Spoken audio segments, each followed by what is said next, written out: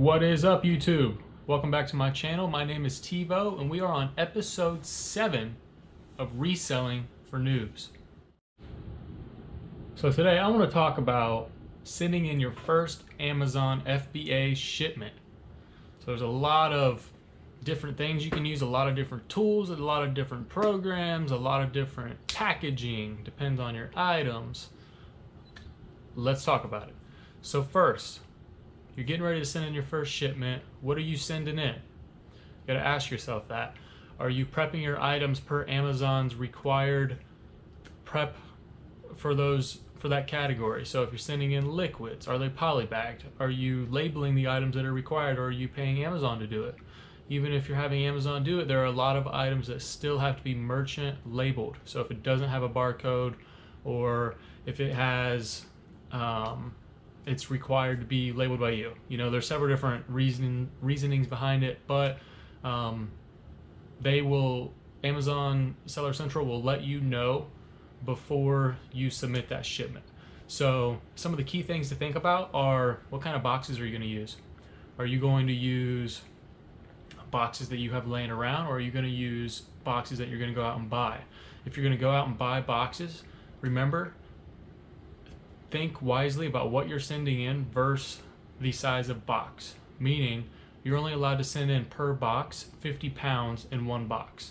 So if you're sending in books, don't buy a large box, because you are going to have to fill that with packaging and, you know, bubble wrap, whatever you have, you know, to throw in there to make sure that your books stay safe, when you could just get a small box and fill it to the top, and it's probably not going to be 50 pounds. So those are the kind of things that you have to think about when you're sending in your shipment. You know, where are you going to buy, or what are you going to use to print your shipping labels for your boxes? So if you don't have a Dymo printer yet, you're just starting out, they're kind of, pretty sure they're like 200 bucks for a Dymo 4XL. And that is what prints shipping labels. You can use that for eBay and Amazon, but say you just have a regular laser printer, don't buy shipping labels from the store. They are extremely expensive. What you can do is, you're either going to be using, hopefully, you're either using UPS or FedEx. Both of those guys provide you with blank thermal labels. So those are free. All you have to do is go onto their website, order them, they send them to you, or you can stop by a UPS or FedEx store and then they'll provide those for you. So keep that in mind. That's a cost that you don't have to have. They'll provide that for you. So that's something that you have to remember. They have all kinds of things. They have packaging, they have boxes. They don't have tape. You're going to have to get tape, but there's a lot of different options that they have that are free for you. So the next thing you got to worry about is, if you have to label things and you don't have a Dymo printer, a Dymo 450, which is what I use for my labeling of Amazon products, because I label all of my items, just so I know. You know, this happened to me recently. When I first started out, I wasn't labeling all my items. I was only labeling the items that were required to be labeled. So what happens is, say you get a return, or say something, you want to recall something. Say you weren't restricted in it, but now you're restricted in it. So you have to, you know, recall that and get it out of your stranded inventory and unfulfillable inventory. So I get the items back, and they weren't my items. Because I commingled those items, I got somebody else's, and it was very obvious that that person did not send in the same quality of item that I send in. So always label all of your items. It takes a little bit of extra time, but it's worth it if something does come up. So what you'll have to do, unless you're going to pay Amazon to do it, I don't suggest doing it when you're first starting out. You need all the capital that you can possibly get to reinvest back into your business.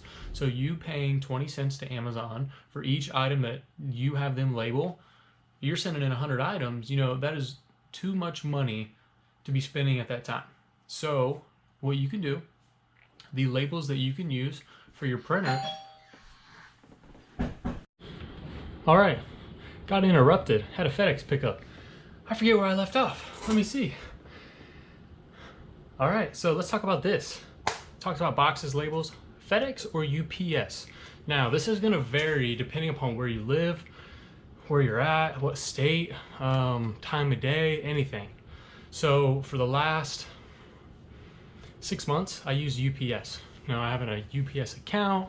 I have a mailbox with them. I have all my shipments go there, my returns and everything. I have a lot with UPS. So I was selling a couple things on eBay last week, and I noticed I'm like, whatever. I have to have them come pick up a few things from from FedEx anyway.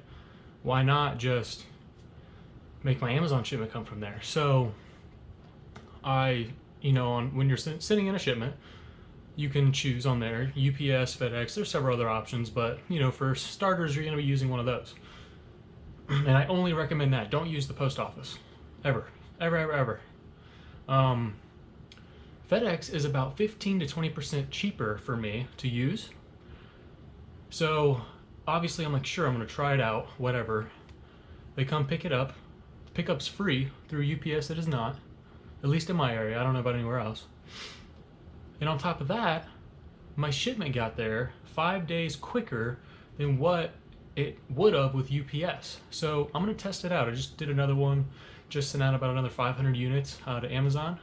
So I have another pickup on Friday. I'm going to do the same exact thing, and we're going to see how it works. And we're going to do a 2-3 week test. So I'll get back to you guys on UPS versus FedEx. But I think if they keep up with this, I might be staying with FedEx. So we'll see. Not only the price, the convenience, and the quickness. So all right, but that's going to vary between wherever you're at.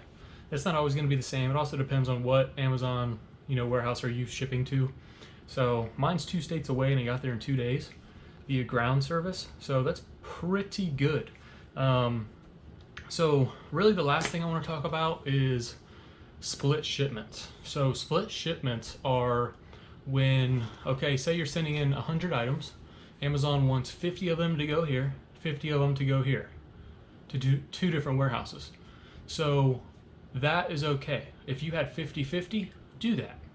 Now, let's say you had 70 going to one and 10 going to 3 other warehouses. I wouldn't suggest doing that unless you want to. Reason being, you get an extreme discount with UPS and really FedEx with Amazon. Now, that only really counts when you're shipping a lot of weight. So 30-40 pounds and over, you're getting an extreme discount. If you're shipping 1, 2, 3, 4, 5 items, you're paying as much for a 10-pound box as what you'd pay for a 50-pound box. So what I do with my split shipments, I will, if they're going to split them, I cancel those shipments, I add it to my next one the next day or 2 days from then, and hope that they go to that warehouse. Now, if it happens again, I just do it. But you don't want to continuously ship out 2, 3, 4, 5 items to 10 warehouses every single week, because of that cost is just unnecessary. So always keep that in mind. Split shipments are the worst thing ever, but it also could mean that you get your product available in the Amazon warehouse quicker. So, all right, guys. So that is it for today's episode. Stay tuned for the next one. We're going to talk about how long does it take to get to Amazon, what does Amazon do with it once it gets there, and why does it take even longer once it gets there. So like, share, and subscribe, and I'll see you the next time.